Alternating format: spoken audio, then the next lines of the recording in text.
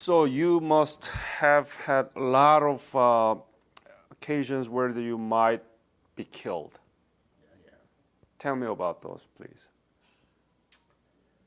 All right, the things that come to mind, well, the one time in October when I was wounded, um, but I knew I was okay because it wasn't a very serious wound, but my buddy that we were in the hole together with, we were going up into the attack, and we dived, mortar rounds were coming in, so we dived into a hole. Mm-hmm. But the hole was near a tree. Mm-hmm. A damn mortar came in and hit the damn tree. It exploded, we got an airburst above us. My friend got cut right by the throat, and he bled to death. And me, I was right next to him, he died. I helped try to bring him down the hill, we tried to call a medic, and they took care of him, and they took care of me, and I was back online very shortly. Where were you wounded? The shrapnel on the left-hand side here.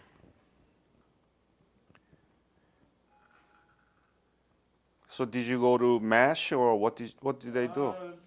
Went down to the bottom of the hill. Uh-huh. Yeah, there was a unit down there. The medic treated me. I went down there, and they patched me up, and right back. That's it. That's it. And you saw your guy just killed, Yeah, right? yeah. I started to get guilt feelings about him several years ago Why? because I was the last one to see him and be with him. And of course, when I was 23 years old and I came home and got married, I went about my life. So I guess a 23-year-old thinks very differently than a 70-year-old. And I was about 70 or 75, and I said, gee, you know, if I had thought about it, it would have been a nice thing to do to get in touch with his family. I was the last one that saw him.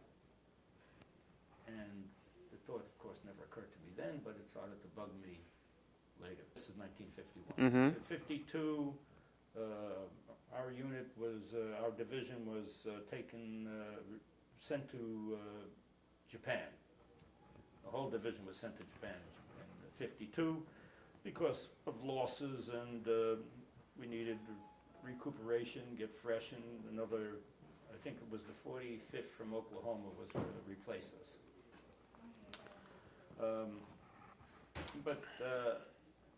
So all my combat was 1951. Yeah.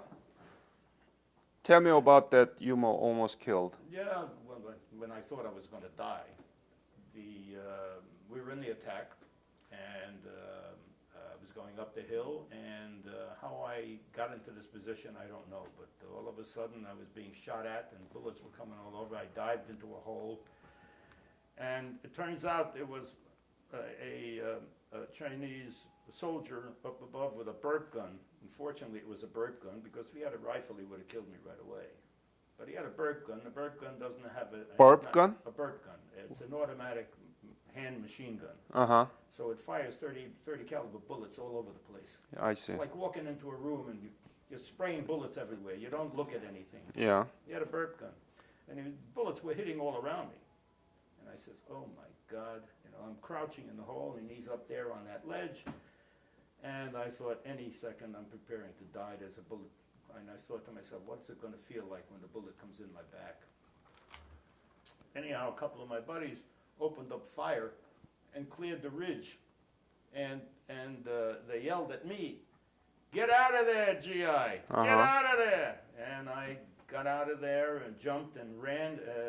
There was a stream nearby. I jumped into the stream and hit the bank, turned around, grabbed my rifle, and started to shoot like crazy, and wished I could see somebody to shoot at. But I thought that was the closest I ever came. I thought I was going to die then. Were you afraid? Scared? You know, I don't think I had any time to be afraid or scared. I think I just act on instinct. I thought I was going to, when I was in that hole, I think, you know, oh yes, you know what I think I said? I think I heard myself say, Ma. Hmm. Did you write back to her? How often? as often as I could. I used to write to my mother, I used to write to my sister, my brother, and my fiance. You had a fiance? We were engaged to be married. Tell me about her. At a dance in the Uh-huh. Bronx. While you're working part-time. Yeah, well, she was 17. Mm-hmm. So I was I graduated high school, and I had started college at night, and I was working during the day. Tell me about the kind of feeling that you had to leave her to the war. I felt fine. I felt the thing that concerned me was, going to the army and traveling, and that was exciting, and, marriage would just have to wait. You said that you have a PTSD, right? Yeah. Since when do you have that symptom? I guess I must have had the symptoms. I don't know. How long? I cannot tell. All I can say is that I spoke to a therapist down at the VA, Uh-huh. and they said, you may have PTSD. I said, come on, I don't. I'm great. I'm fine. Nothing wrong with me. And you ought to see the doctor. I said, well, it can't hurt. I don't mind seeing a therapist. I've been in therapy in the past, so I didn't mind seeing a therapist. Anyhow, I went to see this guy, and we had a long talk. The talk was so good that I said, gee, can we meet again? So you don't have nightmare? Nightmares, no. No. No, but I get melancholy. Uh-huh. about it I very see. often, very often. Every time I hear about deaths and war, it sickens me. Hmm. It's sad. Today I got very touched. We had, this big ceremony today of the 25th Division, and I got touched. Very touched. Tell me about the most difficult thing to you during your service. What was the most difficult thing? I have to think about that.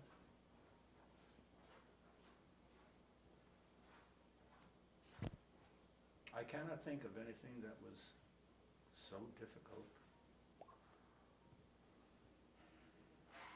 I cannot.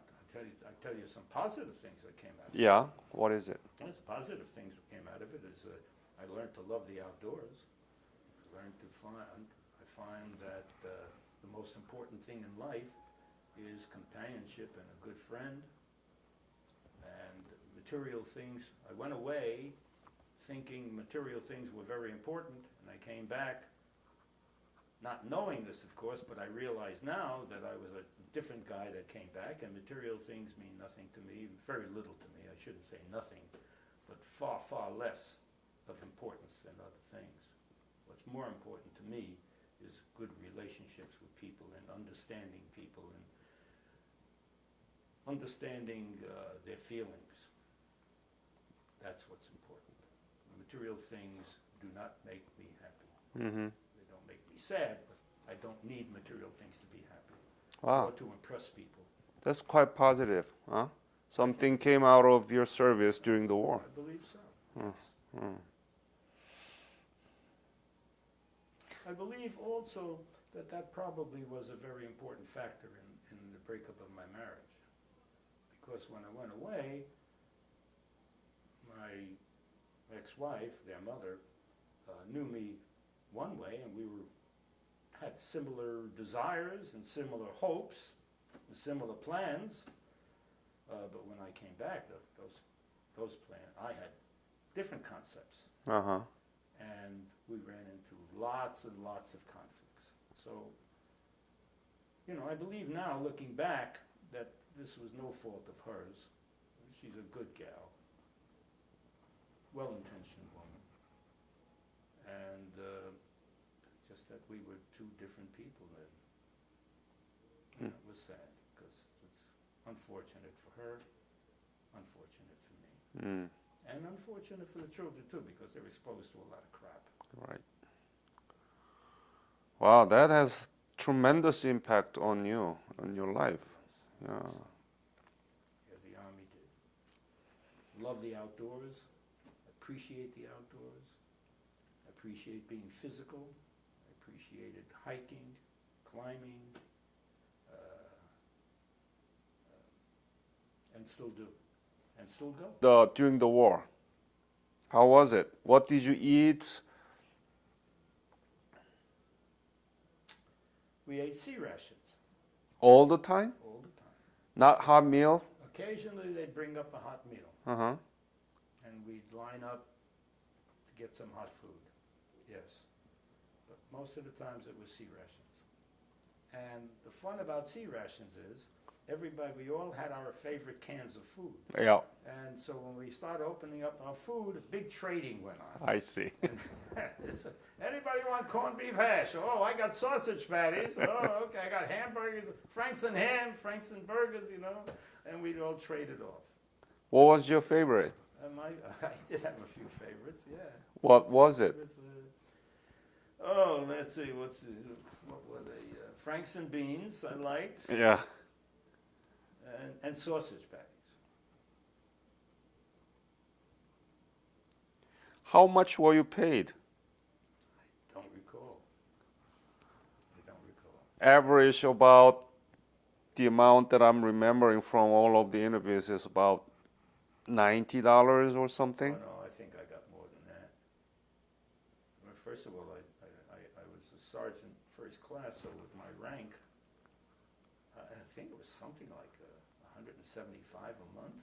I really don't recall, but 100 what? 175 a month. That's not bad. I don't know where that number's coming from because I really don't recall. But I think, What did you do with the money? well, I never got it. Right, it's I a mean, not script. until I got home, until I was getting separated, going on home. Then I would get back pay, and I'd get back pay, and then I'd get my regular pay every month, like every other. So you didn't spend anything there in Korea? I could not. No, I did not spend anything in Korea. You didn't gamble? No. No? You didn't play card? No. No fun? You didn't drink? Not true. You mean playing cards is the only thing that gives you fun? No, many Korean War veterans mentioning about it. I don't know. Card gambling never interested me. Did you have any contact with the Korean soldier or the Korean people while you were there? No. No? No Korean soldier fighting with you? We had every platoon. When I first joined the company, and I got to my platoon, yes, there were two Koreans, South Koreans. I thought they were civilians, and I thought they were there to help us, supplement us with our work. But someone recently told me that that's not true. The ROK soldiers were assigned to American units at the beginning of the war. Yeah. And they were there to be used as the captain needed it. Mm-hmm. But at that time, I just accepted them as Koreans who were also helping us fight the war. Yeah, Korean Service Corps or the Katusa. I never knew what they were. Yeah. So when did you leave Korea?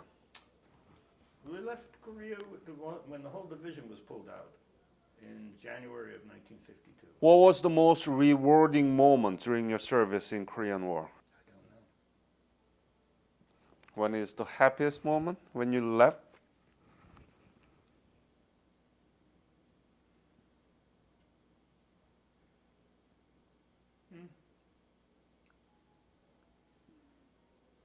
I was certainly happy to be going home. Did you know what you were fighting for at the time? You mean what? Are you asking me what cause? Yeah. That I understand the cause? Yeah, did you or understand? the significance of what we were doing? No. No. I only knew that the war was started and South Korea was being overrun, and that President Truman ordered the army forces there to stop it for his political reasons, whatever the political reasons were.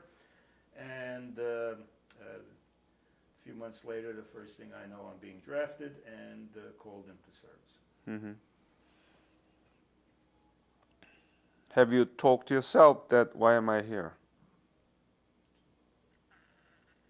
Yeah, many times. Many times, right? You mean why we were there? Yeah. Yeah. Had you imagined that you going to be dragged into this war, going to the country that you never knew a lot about it, and fighting there, and you almost losing your life?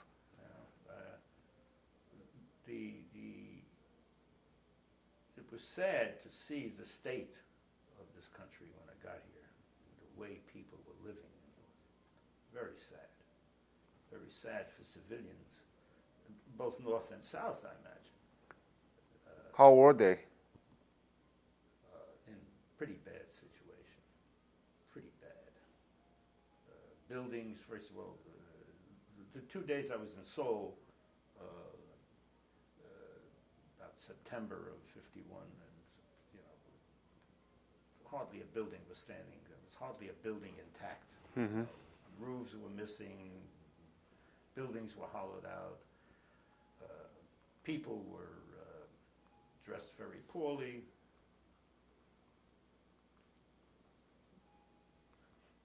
I imagined the country, I saw the country as a place of mud and rice paddies and mountains. Rice paddies everywhere.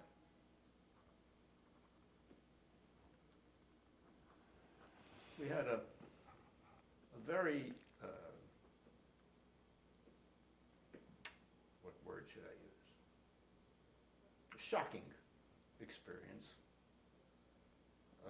which made me feel very, very bad. I remember writing home to my brother, expressing my feelings to him about it. We had to go into some village and get the people out. Mm-hmm. So we had to go in, rifles drawn, of course. We're going from house to house and making sure that whoever's there, get them out. And all we found was old women, old men, and children. And we had to give them 2 or 3 minutes, grab their stuff, and get on the truck, out. And the women, the young girls were scared as hell and running away. Guys were chasing after them, and God knows, I don't know what happened, if anything happened. Mm. And we had to push all these poor people onto a truck, and the trucks drove away, and the village was cleared. And I wrote home to my brother and told him, Marvin, I said, Marvin, I felt like a Nazi stormtrooper.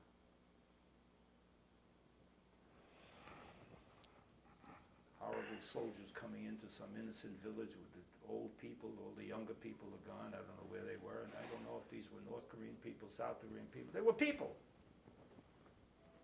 Pushing and shoving them. Some guys pushing them with rifles. Mm-hmm. Horrible. Made me feel very sad. That- I'm very ashamed of some of our soldiers. The only documentation you have now is as we see things through our eyes 62 years later. It's a 2014, right? June 23. You're right. And you are in Seoul, Korea. Yeah. What is Korea now? What do you see? How is it different? I feel like I'm in Paris or London. That's what I feel. I feel I could be in New York City here. I know the advances that this country has made economically. I know where they are. I see their products all over the world. I see the cars in New York City. I know what advances the country has made economically, politically, socially. I meet Koreans in New York City all the time because I volunteer at the Museum of Modern Art. in New York City. Oh, really? Yeah. And I say hello to a lot of people, and when they're Koreans, I extend the conversation because of my experience there. And of course, they're very grateful. They usually express gratefulness. What is the legacy of Korean War veterans? Man can't get along. Human beings don't know how to get along. But killing, in the time we've been walking on the planet, that will continue and continue and continue forever. We just don't know how to get along. Too many emotions. That's the legacy. What do you feel about this accomplishment of rapid economic development and democratizations and social advancement made in Korea? Yeah, I think the people have shown ambition and shown a desire, growth, lots of growth. You've got a lot of intelligent people that have been leading your country politically and socially and economically in reasonably right directions. Maybe some have made mistakes in the past, past 62 years, but bottom line is you're up there in the world. I think you're a benefits socially to the world and economically to the world. Mm-hmm. So, looking back those 60 years, you never imagined that to be in Korea. You fought here. Well, I thought about it. I knew of the program, bringing the revisit program, but my schedules and the activities. I was teaching part time. Oh, what did you teach? I Accounting? taught accounting, yeah. Yeah. And traveling to other places that I wanted to go to. And then when I retired which was my second retirement, July 1st of 2013, Mm-hmm. I said, well, now my schedule is very, very flexible. Maybe now I'll think about going to Korea Mm-hmm. and go back. I'd love to go back. And I started planning for that. What is Korea to you now?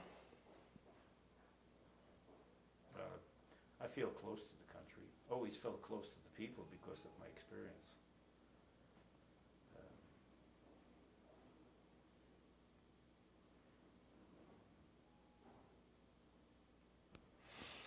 Okay.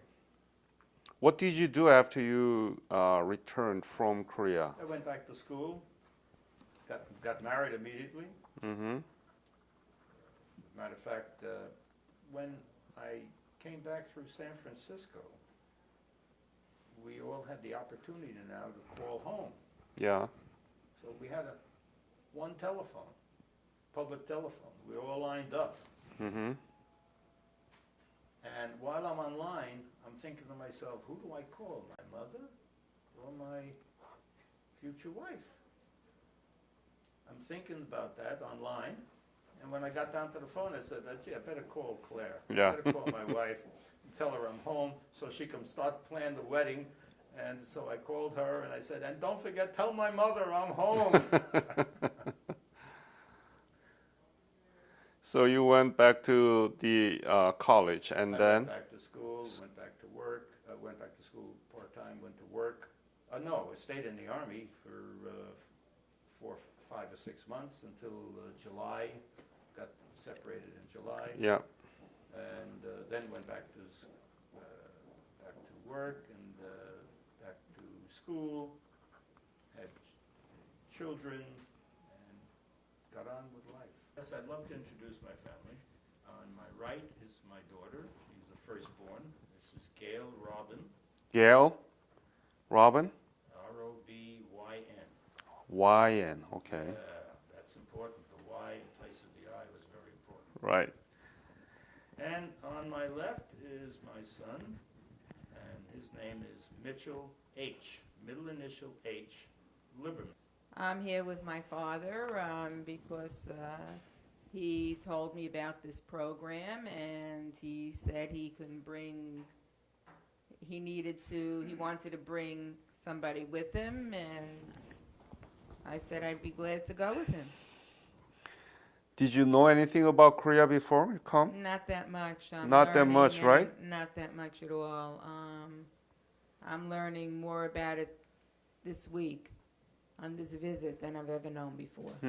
Let me investigate about the Korean War veteran in general. Did your father ever talk to you about his service? Not that much. You said that you used to talk about it, but they never heard about it. What's going on here? Gail is married. She married and moved out. And No. We're talking about when she's growing up. Why didn't you talk about the war that you fought? I don't know. I don't know. It seems to me that the memories of Korea have been with me every day of my life. Every day of my life. If I didn't talk to my children about it, if she's saying she didn't hear me talk about it, I didn't say I didn't talk about it, she's saying she didn't hear it. My recollection is I talked about it with friends and other veterans all the time. Anything you remember you heard from him about Korea? I can't recollect that much that he's ever really said about Korea. So you've been here for 5 days already, right? What do you think about what you are experiencing here? It's unbelievable. Why? It's because I'm learning more about what what the veterans, the soldiers went through, the battles, looking at the battlefields. It's just even learning about, Korea and the way it was and the way it is now. It's beautiful now. The country is gorgeous. The DMZ, the lines. I mean, I'm just learning more this week than I've ever known. Do you like this revisit program? I think it's great.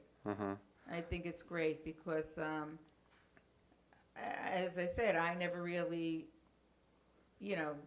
spoke about it too much. It was I don't know what he's going to say, but it wasn't spoken. He didn't speak to me too much. It wasn't brought up in the family too much. And this week, I'm hearing things. It's just a great connection. Family connection. That's a very good point.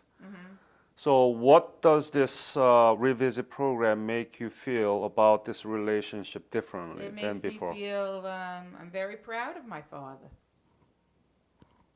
That he went through all of this, and it was a hardship, and he pulled out of it.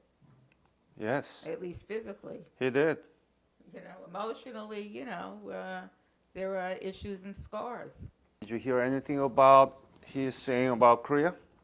Yes. We spoke about it very often, all through my childhood and all through my adult years. And I've heard many stories, maybe more often than once. And we talked about the war and about his experiences. I went to the State University of New York up at Albany, not too far from Syracuse. Wow. University. And for all 4 years wore his Korean War jacket, and I wore it proudly.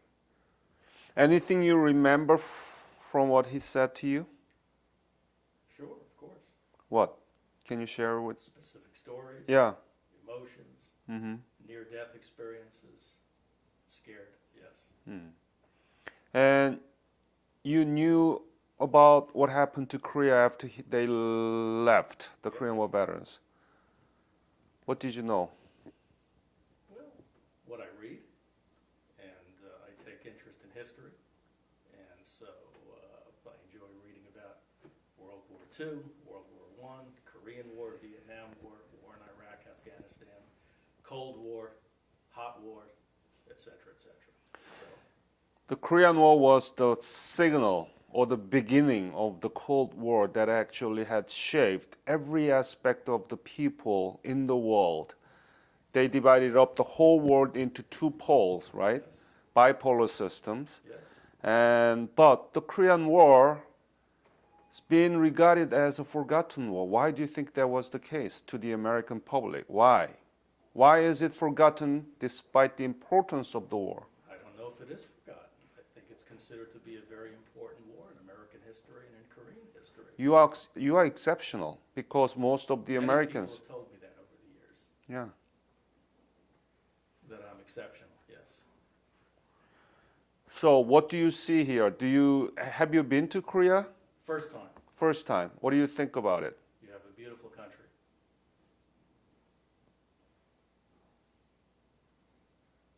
What do you think that your father did for Korea? I am so proud of my father, and I am so proud of all of his fellow GIs for liberating your country. If not for the United Nations, and more specifically American GIs, they represented 85 to 90% of the troops in Korea. We would not have a free Korea today. You and your family would be under the rule of North Korea, communism, suppression of human rights and human dignity.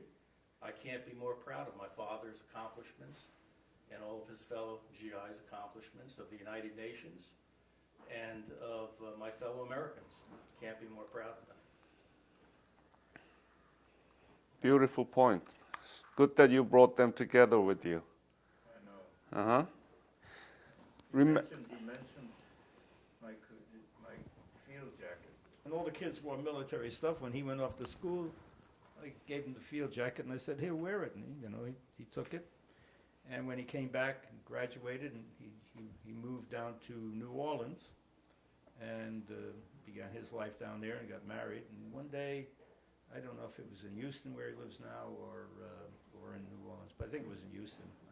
I came down for a visit, and I'm putting my stuff in the closet, and I said, "There's my field jacket I wore in Korea. Oh my God, there it is." So I said, "Mitch, is this my field jacket?" He said, "Yeah, Dad." He says, "I don't use it anymore." And I took it home, and I still wear it.